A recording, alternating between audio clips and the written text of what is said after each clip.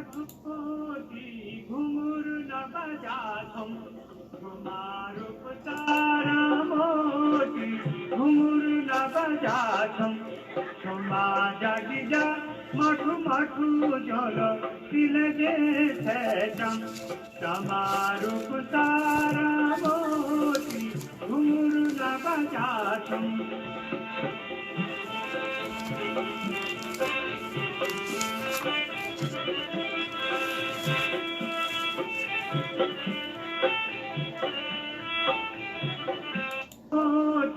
घुंघरू न बजाथम तुम्हारुप तारा मोती घुंघरू न बजाथम क्षमा जागिजा मठु मठु जल तिलगे छेचम तुम्हारुप तारा मोती घुंघरू न बजाथम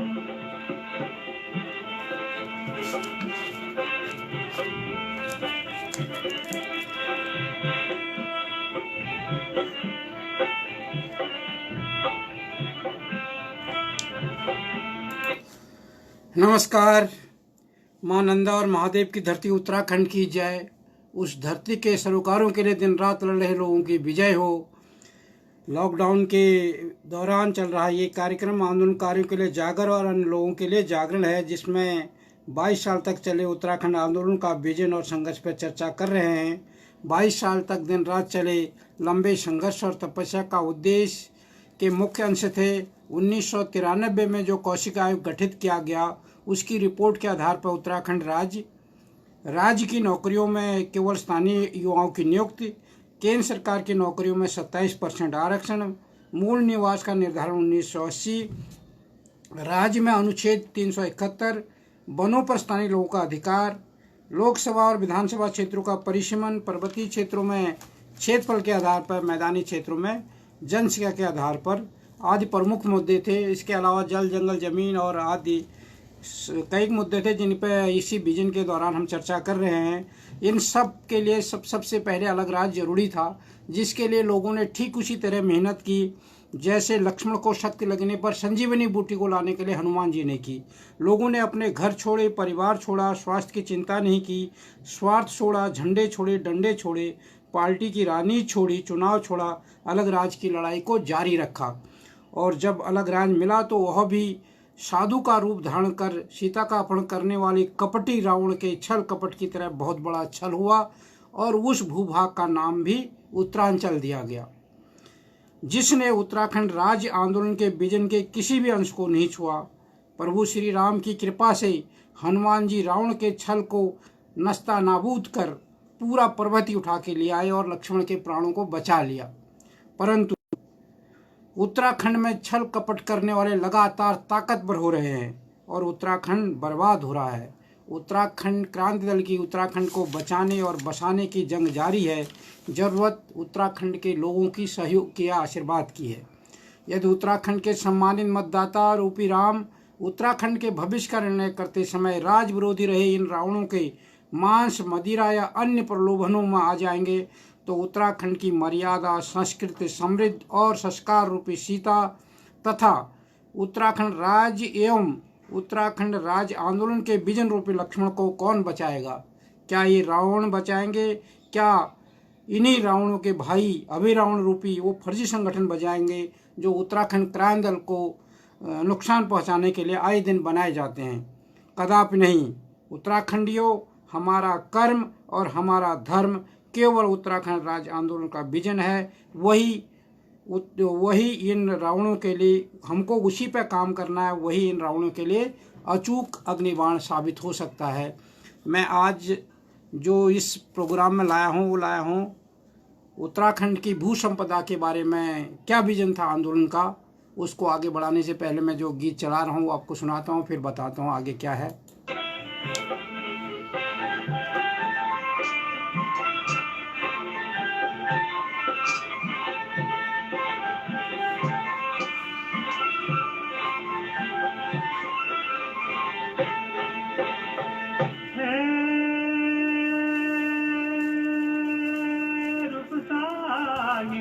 की माई हे निंगव की माणी तू सेवक सी दाणी, सेवक सी दाणी निकर निकर भागी तू मेरी निखाणी, विक खाली में कटोकली झांवरी ने बजा छुम छुमा जागी जा माठू माठू जल दिल देख चम समारूप सारा मोती घुंघरू ने बजा छुम छुमा परुली परुली घुंघरू ने बजा छुम छुमा रूपसी रूपसी घुंघरू ने बजा छुम।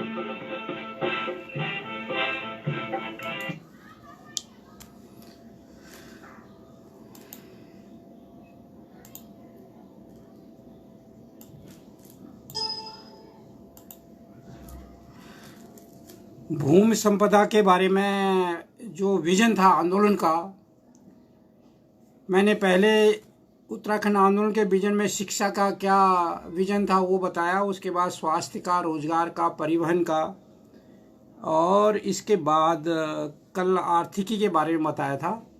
आज जो जल जंगल जमीन की बात होती है उसमें सबसे महत्वपूर्ण है भूमि संपदा, क्योंकि उसी पर जंगल भी है, वहीं पर पानी भी है। और ये भूमि संपदा का मेन टारगेट क्या है, मेन लक्ष्य क्या है, किसको हम भूमि की परिभाषा देंगे, वो मेन चीज़ है।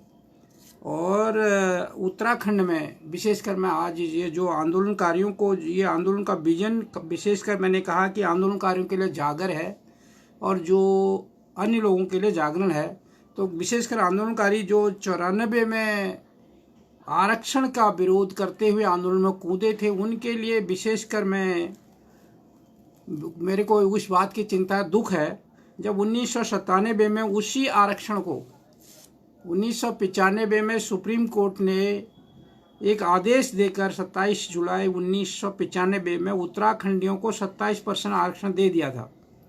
और तत्कालीन जो वहाँ पे उत्तर प्रदेश के में राज्यपाल शासन था, उन्होंने इंजीनियरिंग कॉलेज और मेडिकल कॉलेज में वो लागू भी कर दिया था। और 1997 में जब भारतीय जनता पार्टी की सरकार आती है और उत्तराखंड से चुन के उसके 19 में से 17 विधायक आते हैं, वो उसको निरस्त कर देते हैं। और जो लोग उसी आरक्षण के खिलाफ, जब मुलायम सिंह ने 27% आरक्षण उत्तराखंड में लागू किया था, तो आंदोलित हुए थे। उन्होंने कहा कि समूचे उत्तराखंड को भी उस आरक्षण के अंदर लाना चाहिए। और जब उस उत्तराखंड को सारे उस आरक्षण के अंदर सुप्रीम कोर्ट के माध्यम से लाया गया था, और बहुजन समाज पार्टी और मायावती की सरकार ने, ये भारतीय जनता पार्टी की सरकार ने, मायावती और भारतीय जनता पार्टी की सरकार ने उसको निरस्त किया, तो किसी को जू नहीं रहेंगे। उत्तराखंड क्रांति दल अकेला उसका विरोध करता रहा। लगातार 4 जुलाई से लेके 20 जुलाई तक, खटीमा से लेके मंसूरी तक उसने यात्रा निकाली और जागरूकता अभियान चलाया, लोगों को जागरूक करता रहा, परंतु लोगों की जू नहीं रहेंगे। जो लोग 94 के अगस्त में आंदोलित थे, वो लोग सब अपने अपने बिलों में घुस गए। ये बहुत बड़ी दुख की बात है। उसकी पीड़ा, उसका खामियाजा आज तक हम लोगों को भुगतना पड़ रहा है। हमारे लोगों को, हमारे बच्चों को नौकरी में भी अगर 27% आरक्षण होता, शिक्षण संस्थानों में भी 27% आरक्षण होता, तो उसका लाभ हमको मिल। लोगों के बारे में खासकर मेरा है, जो छात्र नेता थे, जो वो युवा नेता थे, जो 94 अगस्त में मुलायम सिंह ने जब उत्तराखंड के शिक्षण संस्थानों में 27% लागू किया, उस समय इस बात को लेके आया कि हमारे यहाँ ओबीसी है नहीं। जब हमारे पूरे क्षेत्र को फायदा मिला और भारतीय जनता पार्टी ने उसको निरस्त किया, और मायावती और भारतीय जनता पार्टी की सरकार ने निरस्त किया, तो किसी ने भी उसका विरोध नहीं किया। तो इससे ज़्यादा शर्मिंदगी बात और कुछ नहीं हो सकती है। मैं इसमें उसका लाया हूँ भू संपदा के बारे में। उत्तराखंड जब क्रांति दल बना था और उसने जब अपना संविधान लिखा था, पार्टी संविधान लिखा था, तो उसमें ये क्लियर बात थी कि उत्तराखंड में कृषि उन्नयन का काम सबसे ज़रूरी काम है। जब तक कृषि का विकास नहीं होगा, कि उत्तराखंड में जो पलायन हुआ, वो जैसे जैसे वहाँ पे परिवारों का साइज बढ़ा, तो जो खेती की उपज थी वो हमारी घटी बढ़ने के बजाय घटी, जबकि देश के दूसरे क्षेत्रों में उपज बढ़ी, परंतु हमारे उत्तराखंड के पहाड़ों में उपज गिरी, और जिसके वजह से पलायन में तेजी आई। तो ये था कि पहले वो जो कृषि में कृषि क्रांति लाना जरूरी है, कृषि पर फोकस करना जरूरी है। उत्तराखंड क्रांति दल ने अपनी स्थापना के समय ही से ही ये कहता रहा है कि पहाड़ में खेती को रोजगारोन्मुख बनाए बिना हम विकास की कल्पना नहीं कर सकते। अगर विकास की बात पहाड़ों में करनी है तो कृषि को रोजगार से जोड़ना जरूरी होगा। जब तक हम कृषि को, पहाड़ की कृषि को रोजगार से नहीं जोड़ सकते, तब तक विकास की जो हम कल्पना कर रहे हैं वो केवल कल्पना मात्र है, तब तक हम विकास नहीं कर सकते। राज्य में सबसे अधिक नुकसान हमारी कृषि योग्य जमीनों का हाथ से निकलना ही रहा है। हमेशा हमारी जो कृषि योग्य जमीन है वहाँ पर सड़कें बनती हैं, हमारी कृषि भूमि का नुकसान होता है, भूस्खलन होता है, हमारी कृषि भूमि का नुकसान होता है। वहाँ पर कोई योजना आती है, हमारी कृषि भूमि का नुकसान होता है। वहाँ पर स्कूल बनते हैं, पंचायत घर बनते हैं, कोई भी सरकारी निर्माण होता है, उसके लिए कृषि भूमि की ज़रूरत होती है। अब पंचायती भूमि में नहीं बना सकते, तो उससे सारा हमारी हाथ से वो कृषि भूमि निकली है, वो बहुत बड़ा नुकसान वहाँ पर हुआ है। सरकारों हमला हमारी कृषि योग्य भूमि पर किया। सबसे पहले राज्य की पूरी जमीन की पैमाइश, और इन सबसे पहले भूमि बंदोबस्त जरूरी है। भूमि की पैमाइश का मतलब भूमि बंदोबस्त जरूरी है। उत्तराखंड क्रांति दल का मानना था कि क्योंकि उत्तराखंड के जो पहाड़ी भूभाग है विशेषकर, वो तो मैदानी में भी है। पैमाइश तो सन 1962-64 से कहीं भूमि बंदोबस्त हुआ ही नहीं। भूमि का सारा, मेरी ज़मीन कहाँ पे है उसकी लोकेशन पता नहीं है, और उसकी सही जो स्थिति है लोगों को अब क्लियर नहीं है। तो सबसे पहले भूमि की पैमाइश होना जरूरी है। राज्य बनते ही सबसे पहले इसी काम को करेंगे। उत्तराखंड क्रांति दल का मानना था कि जब उत्तराखंड राज्य बनेगा तो सबसे पहला काम होगा कि भूमि बंदोबस्त किया जाए, भूमि की पैमाइश हो। और हमारे यहाँ अंतिम भूमि की पैमाइश या भूमि बंदोबस्त 1962 से 64 के दौरान हुई, वह भी आधी अधूरी। अभी हमें अपनी ज़मीन का ही सही पता नहीं है। इसके लिए ज़रूरी है कि पहले हम अपनी ज़मीन की पड़ताल करें। तो सबसे पहली ज़रूरत थी कि हम पहले अपनी ज़मीन की पड़ताल करें, क्योंकि अभी भी जो बीच में खबरें आती है, जब सरकार एक्वायर करती है तो लोग लोगों से कहते हैं कि हम पंचायती भूमि एक्वायर कर रहे हैं, और जब एक्वायर होती है तो लोगों को जिसमें कृषि कर रहे होते हैं, जिसमें खेती कर रहे होते हैं, वो भूमि एक्वायर हो जाती है। और परिणाम ये होता है कि बाद में पता चला कि जो हमारी ज़मीन तो ये थी नहीं, क्योंकि भूमि बंदोबस्त नहीं होने की वजह से हमें अपनी ज़मीन की सही लोकेशन पता नहीं है। इसलिए सबसे पहले ज़रूरी था कि हम भूमि की पैमाइश करें, उसकी भूमि बंदोबस्त करें, और जो हमारी जो ज़मीन है उसकी पड़ताल करें कि कौन सी ज़मीन पंचायत की है, कौन सी ज़मीन वन विभाग की है, और कौन सी ज़मीन कृषि भूमि की है, लोगों की है, निजी भूमि है। इसकी पहले पैमाइश हो। आगे आने से पहले मैं आपको एक गीत सुनाता हूँ, फिर आगे आता हूँ शेष भाग पे।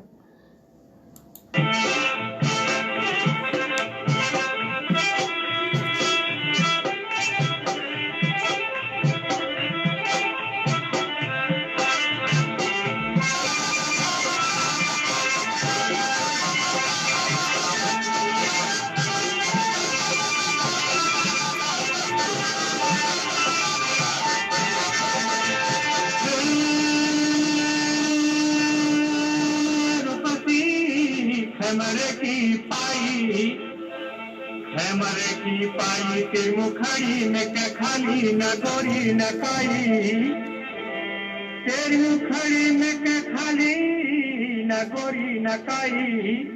मैं तेरो रंगील बिना घूरनी बजा तुमा तू रंगीली काई, घूरनी बजा तुमा तू रंगीली काई, घूरनी बजा तुम्हारो पता रमोती, घूरनी बजा तुम्हारो पता रमोती, घूरनी बजा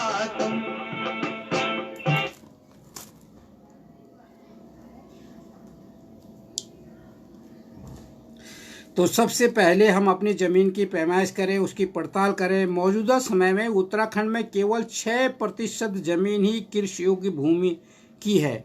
मतलब इस समय की जो हालात है, उत्तराखंड के अंदर केवल 6% भूमि कृषि की योग्य है। 68% ज़मीन वन भूमि है और जिसमें लगभग 47% वनाच्छादित है। आज भी सरकारी या ग्राम सभा की भूमि पर कोई भी काम नहीं किया जा सकता। जैसे मैंने पहले ही बताया था कि अगर वहाँ पंचायत घर बनाना हो, वहाँ स्कूल बनाने हो, वहाँ पे कोई भी निर्माण करना हो, कोई भी सरकारी योजना बनती है तो वो कृषि भूमि पर बनती है, आप पंचायती भूमि पर नहीं बना सकते।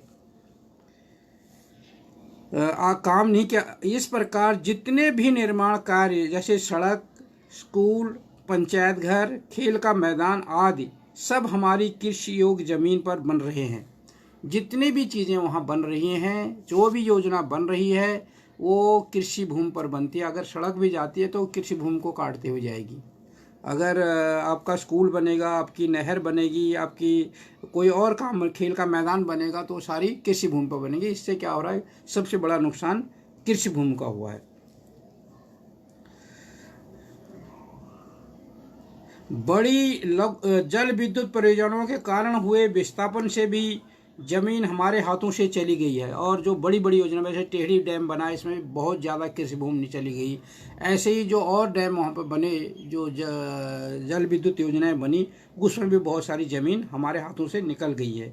जो ज़मीनें बिकी हैं वो अलग हैं, और कुछ ज़मीनें निजी हाथों में बेच दी, उन्होंने अपनी तरह से यूज किए, तो वो भी अलग से है। इस प्रकार हम उत्तराखंड में ऐसे भू कानून की बात कर रहे हैं जिससे यह जमीन बिकने ना पाए। और उत्तराखंड में एक ऐसा भू कानून होना चाहिए ताकि ये ज़मीनें जैसे औने पौने भाव पर या फिर अनसन ढंग से बिक रहे हैं वो नहीं बिके। और जो बात हम 371 की करते हैं वो इसी के लिए कहते हैं कि ताकि वहाँ की कृषि भूमि को बचाया जा सके,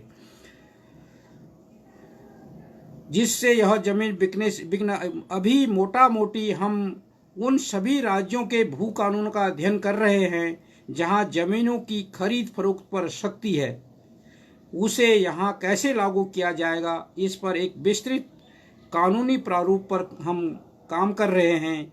अभी संक्षिप्त में हम हिमाचल, कश्मीर और उत्तर पूर्व हिमालयी राज्यों की तरह 371 को उठाते रहे हैं। हम हमेशा उत्तराखंड में अनुच्छेद 371 की मांग करते रहे हैं, क्योंकि वो हिमाचल प्रदेश में है, वो जम्मू कश्मीर में है, पूर्वोत्तर राज्यों में है। उन राज्यों की देखते हुए, उन राज्यों के हालात को देखते हुए हम लोग भी चाहते हैं कि उत्तराखंड में अनुच्छेद 371 लागू हो। इसके अलावा भी जो प्रावधान इसमें शामिल किए जा सकते हैं उन पर गहनता से विचार करेंगे। हम भूमि का ऐसा कानून लाएंगे ताकि हमारी खाली पड़ी ज़मीनों को उपयोग में लाया जा सके। ऐसा कानून भी बनाएंगे जिसमें भूमिहीनों और कमज़ोर वर्ग के लोगों के पास भी अपनी ज़मीन हो।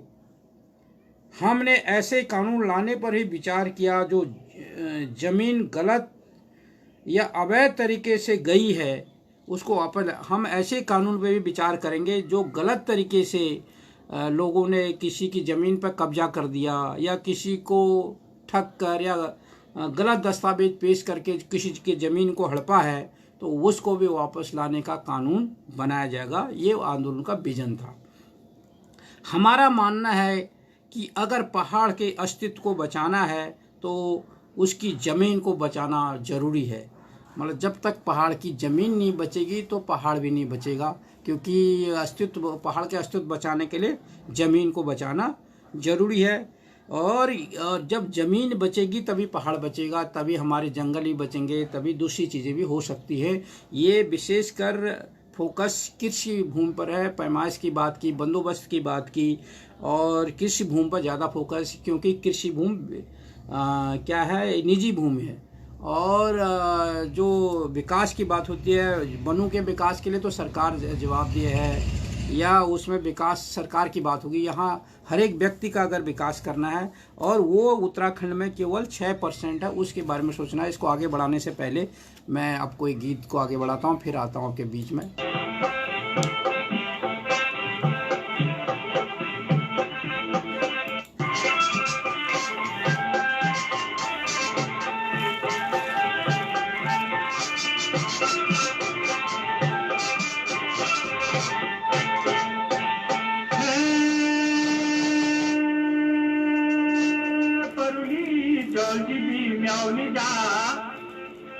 जौन जीविका म्यावनी जाई कले रूपसा सत्य कोई सकली जानो गोरखिया घोटिया सत्य कोई सकली जानो गोरखिया घोटिया जागी जा फरकाने गिचा घुंगरूनी बजा छुमा ओसाई घोटिया घुंगरूनी बजा छुमा रूपसा रामोती घुंगरूनी बजा छुमा जागी जा माठू माठू जल चिले दे चम क्षमा रूपसा रामोती घुंगरूनी बजा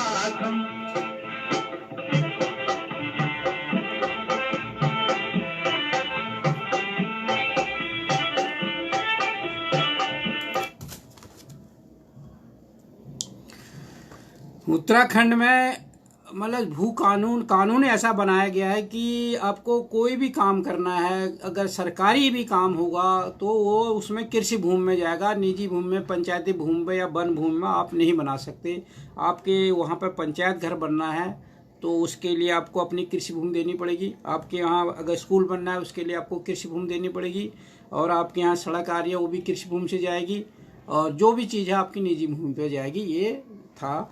परंतु जब राज्य बनेगा, आंदोलन के दौरान ये विजन था कि हम इस कानून में संशोधन करेंगे और जो पंचायती भूमि है वो भी हम कृषि में कन्वर्ट कर सकें और उसमें जो योजनाएं हैं वो बने, इसके लिए कानून लाएंगे। ये आंदोलन का विजन था।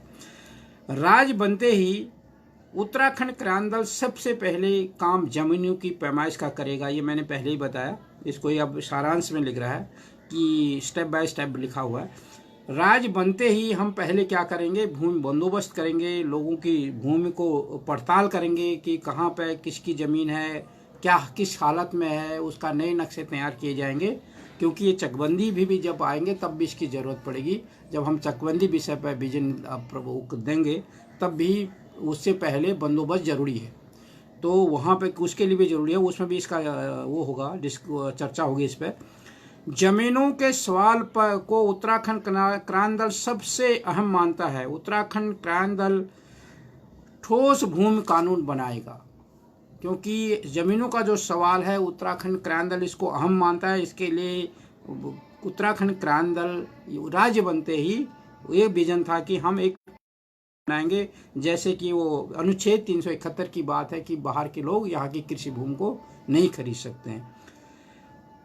उत्तराखंड क्रांति दल राज्य में अनुच्छेद 371 के अलावा भूमि कानून की धारा 18 पर काम करेगा। ये अगर तुम्हारी जमीन को कोई अधिकृत करता है उससे जुड़ा हुआ है भूमि कानून धारा की जो अनुच्छेद धारा 18 है तो वो भी उसमें लागू की जाएगी 371 के अलावा। राज्य में जमीनों की खरीद फरोख्त पर अब विलंब रोक लगाई जाएगी। राज्य बनते ही वहां पर जमीन की खरीद फरोख्त पर रोक लगाई जाएगी। ये भू संपदा से जुड़ा हुआ विजन है आंदोलन का जो मैं पढ़ रहा हूँ। उत्तराखंड क्रांति दल राज्य बनने से पहले और बाद में अवैध तरीके से बेची खरीदी गई जमीनों को देखने के लिए एक समिति का निर्माण करेगी जो राजस्व विभाग के साथ मिलकर उन तमाम जमीनों पर कानूनी राय देगी। जो भी जमीन अवैध तरीके से बेची या खरीदी या कब्जाई गई हो उसे तुरंत सरकार अपने कब्जे में लेगी। अवैध तरीके से भी कोई भी जमीन, चाहे वो राज्य गठन से पहले का सौदा हो या राज्य बनने के बाद भी जो अगर सौदे होंगे, क्योंकि राज्य बनने के दौरान भी कई गतिविधियां जब राज्य प्रोसेस में होगा। ये था कि जब राज्य के घोषणा हुई थी लाल किले से तो उत्तराखंड में किसी भी तरह की गतिविधियों पर रोक लग जानी चाहिए थी, परंतु उल्टा जैसे ही लाल किले से 1996 15 अगस्त 1996 की घोषणा हुई तो उत्तराखंड में जमीनों की खरीद फरोख्त, वहाँ पर सरकारी योजनाओं का, निगम के अंदर की योजनाओं को बेचना, वन संपदा को, खनन संपदा माफियों के हाथ बेचना शुरू हो गया। उसके बाद पहाड़ की लूट शुरू हुई 15 अगस्त के बाद। 15 अगस्त 1996 के बाद घोषणा के बाद ही उत्तराखंड में लूट खसोट शुरू हो गई। और वही मैं बात कर रहा हूँ कि जो लोग आंदोलन में शामिल थे 1994 के अगस्त के, वो लोग उस समय कहाँ रहे, ये समझने की बात है। और हम लोगों ने भाजपा को, जो इसकी लूट खसोट के लिए जिम्मेदार है, उसको 19 में से 17 विधायक चुन के दिए थे उत्तराखंड में। और वो लोग मूक दर्शक बने रहे। जब हमारे गांव में कह देना, हमारे उधर की दै पहरू ढेड़ू, उसी वो हालत इनकी हो गई। उत्तराखंड एक खुली तिजोरी बन गई, उत्तर प्रदेश की सरकार लुटेरी हो गई, और हमारे लोग तिजोरी के सामने ऐसे हालत हो गई जैसे मतलब हमने एक लुटेरों के हाथ तिजोरी सौंप दी हो, वो हालत उत्तराखंड की हो। और उसका खामियाजा आज भी हम लोगों को भुगतना पड़ रहा है। भूमिहीनों, हरिजनों, अल्पसंख्यकों, जनजातियों की ज़मीनों की पैमाइश नए सिरे से की जाएगी। उनकी ज़मीनों पर अगर गलत तरीके से खरीद फरोख्त हुई हो, कब्जा हुआ हो, उसे छुड़ाया जाएगा। भूमिहीनों को ज़मीन उपलब्ध कराई जाएगी। जैसे भी कहा जाता है कि तराई में जो जनजाति लोग हैं उनको डरा धमका के वहाँ पर जो शरणार्थी आए उनने गलत तरीके से उनकी ज़मीनों को कब्जा किया, हड़पा हुआ है। ये जब राज्य बना तो उसको जो इन्होंने विरोध किया उसका कारण भी ये है, उनको डर ये था कि अलग राज्य बन जाएगा तो ये लोग उस ज़मीन की पड़ताल करेंगे जो हमने वहाँ की जनजातियों के लोगों की कब्जा रखी है डरा के। तो इन लोगों ने, चाहे वो पंजाब से आए हों, चाहे वो वहाँ से आए हों पश्चिम बंगाल से, उन्होंने आके जो उधम सिंह नगर को लेकर राज्य बनते समय उधम मचाया। और फिर वो 3 संशोधन किए जिसमें हमको अपने ज़मीन का कानून बनाने का अधिकार हम लोगों से छीन दिया। उसका कारण यही था जो मैं यहाँ पर कह रहा हूँ कि वहाँ पर जो आदिवासी समुदाय था, जनजाति समुदाय था, उनकी ज़मीनों को जो शरणार्थी लोग आए उन्होंने डरा धमका के उनसे कब्जा कर दिया।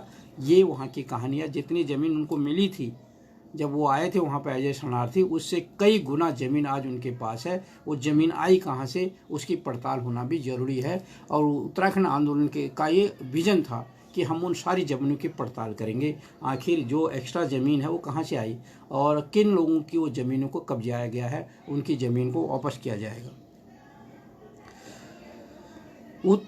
उत्तराखंड क्रांति दल राज्य की सरकारी और वन भूमि को नए सिरे से परिभाषित करेगी। सरकार ऐसा कानून लाएगी जिसमें ग्राम सभा की जमीन वहां के विकास कार्य में उपयोग में लाई जा सके। जैसे अभी बताया कि वहां पे स्कूल बनाना है, पंचायत घर बनाना है, कोई भी सरकारी योजना बनानी है तो उसमें आप ग्राम पंचायत की जमीन दे नहीं सकते हो। तो ये एक आंदोलन का विजन था कि हम कानून में संशोधन करके उसको यूज कर सके, ऐसा कानून लाएंगे।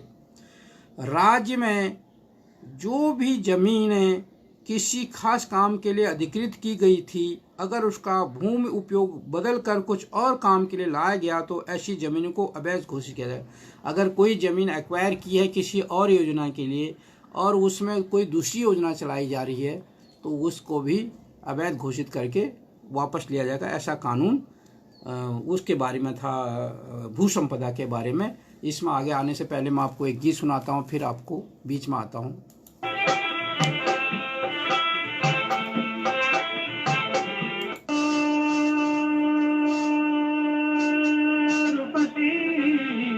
खाली मैं क्या टोकली, तू मैं के खाली मैं क्या टोकली, फिर कोनो तुम्हें आजी तू जोलजी भी कामयाब नहीं जा इकले रुपता।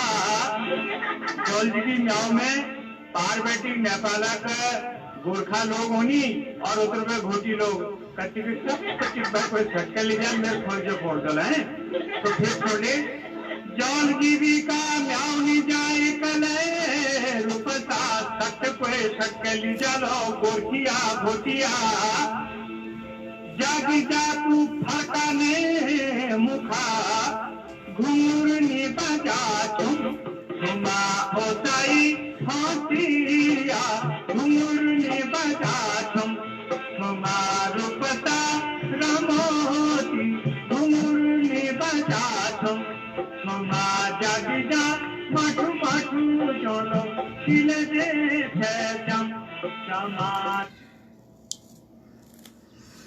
ये जो आज प्रस्तुत किया ये था भूमि संपदा के बारे में, विशेषकर भूमि बंदोबस्त के बारे में कि जो वहाँ की भूमि है उसका कैसे बंदोबस्त किया जाएगा। जैसे ही राज्य बनेगा, विजन था कि हम पहले भूमि की पैमाइश करेंगे, उसका बंदोबस्त करेंगे, उसकी पड़ताल करेंगे और भूमि के इस कानून को ऐसा बनाएंगे ताकि कृषि भूमि को बचाया जा सके और कृषि से जो उस उपज है खासकर उसको रोजगारोन्मुख बनाया जाएगा, ताकि वहाँ के लोगों को ऐसा ना लगे कि जो कृषि है, जैसे कृषि के प्रति नकारात्मक वहाँ का रुख हो गया वहाँ के लोगों का।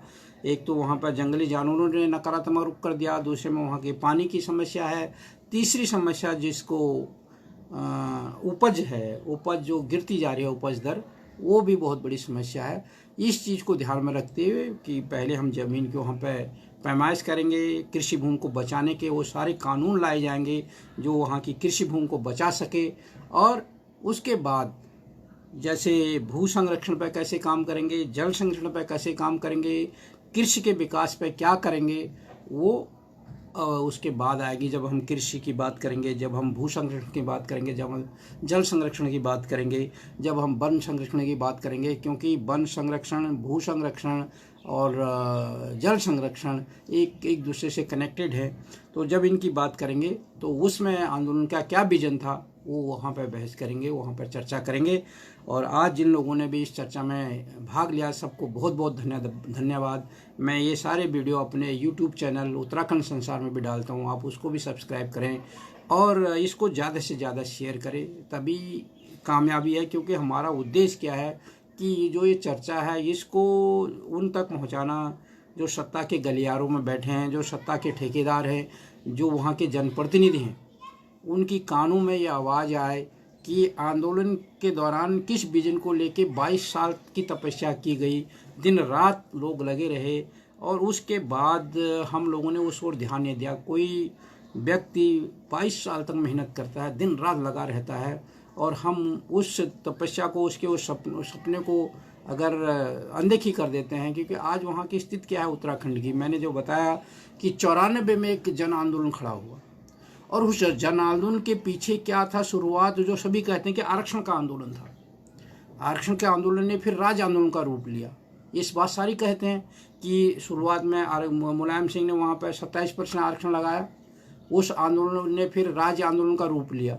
जब हम इस बात को मानते हैं कि हम आरक्षण के विरोध में खड़े हुए थे और हम ये कह रहे थे कि पूरा उत्तराखंड को पिछड़ा घोषित किया जाए, 27 जुलाई 1995 को सुप्रीम कोर्ट ने ये माना कि उत्तराखंड की भौगोलिक स्थिति, सामाजिक स्थिति और आर्थिक स्थिति ऐसी है कि इनको 27% आरक्षण दिया जाए। और उस समय जो वहाँ पर उत्तर प्रदेश में राज्यपाल थे मोतीलाल वोरा, उन्होंने इंजीनियरिंग कॉलेजों में और मेडिकल कॉलेजों में वो लागू भी किया।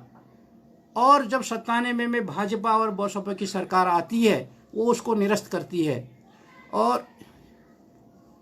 और इसके दुख इस बात का है कि जब वो निरस्त हुआ तो उत्तराखंड में केवल उत्तराखंड क्रांति दल ही इसके लिए संघर्ष करती रही और लोगों को जगाती रही और किसी को कोई फर्क नहीं पड़ा। तो मैं उन छात्रों से कहता हूँ, उन युवाओं से कहता हूँ जो लोग 94 में आंदोलनकारी बने थे, आंदोलनकारी नेता बने थे, छात्र नेता बन के मंचों पर लूट खसोट मचा रहे थे, माइक की छीना झपटी कर रहे थे, वो क्या मर गए थे 97 में जब उनको जो सुप्रीम कोर्ट ने जो दिया था बेनिफिट 27% आरक्षण का, वो जब छीन लिया गया, उसी भाजपा ने छीना जिस भाजपा के हमने 19 में से 17 MLA दिए थे उत्तर प्रदेश को, और उसके 4 लोग वहाँ पे मंत्री भी थे उस मंत्रालय में।